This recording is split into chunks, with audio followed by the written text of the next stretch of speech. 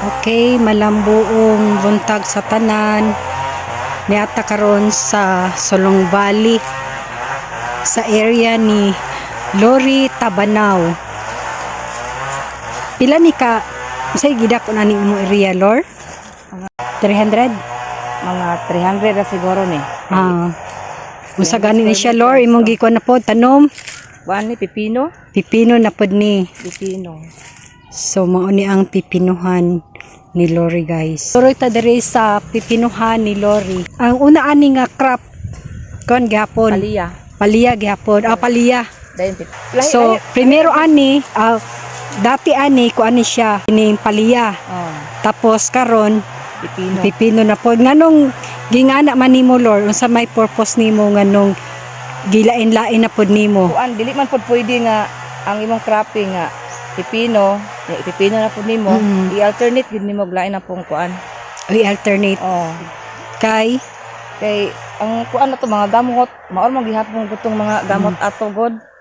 Tapos Nya mga pisti pod.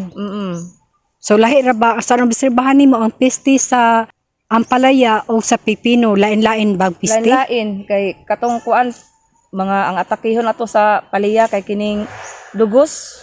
Dugos. Kini mga fruit fly. Fruit fly ang iha ani. Kini fruit fly kinahanglan gina-spray jud once a week gid ana. Once a week ginaga-spray ka. Ang paliya twice a week gyud. Ang paliya twice a week. Gyud ang kuan nato. Kining pipino pila man jud siya ka adlaw nga or pila ka semana nga mag-start na jud siya og bunga pod. 90 days ang pipino.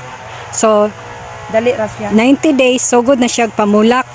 Nagbulak na sa sariya mga 1 month siya. 1 month pa ang pipino. Dili man gid tanan kining magbulak siya magdala og kining bunga. Parehas inaani Kining gagmay pa siya nya kini wala. Murag paminaw na ako murag gyapon siya mangga mambanga. Naag gyapon siya mo pollinate gani. So 1 month old pa lang siya mag-start na siya og bulak. Pila na pod ka kuan nga ma-harvest na po 3 months ba ang bunga or sa pagbulak? Gikan sa pagbulak niya mga 1 month pa nga isa ka bulak to nga harvest na jud ka. Duration ani nga productive pa siya mga pila jud ka bulan una siya nga maingon to malugnas. Mga duha ra gid ka bulan. Duha ka bulan. Sa kabulan siguro nimong hinarvest na alugnas na. Malugnas na dahil hindi siya malugnas no. Sa isa ka semana kapila man jud kanang productive stage na siya kapila man jud ka mag-harvest? Kada adlaw, every other day? Dagko man pud siya. Every day. Every day gyud mo siya gina-harvestan ta mga dagko niya pagkaugma na pod.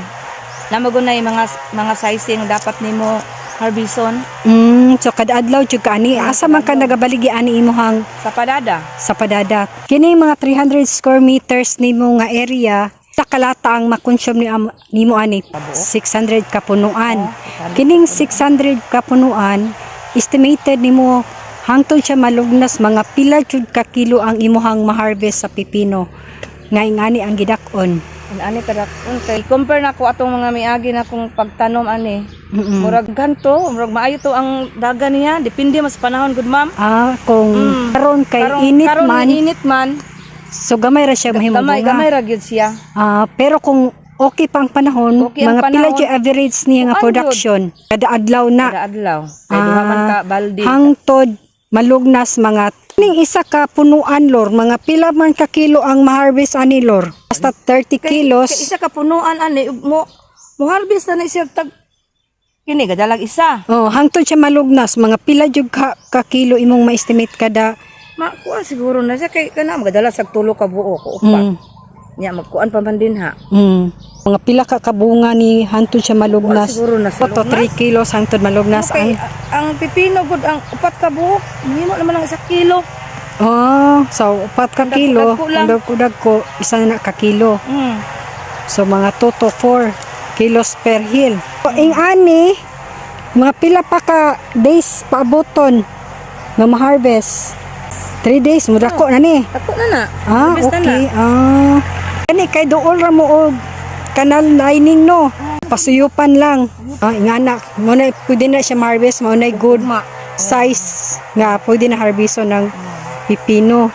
kini siya, mo ni siya Mo ni jud ang siya, good kuan size, siya. mo jud ang recommended nga oh, size gusto na mga hinaan, marketable kadaka. size na ni. Oh, ano siya? Ah, okay.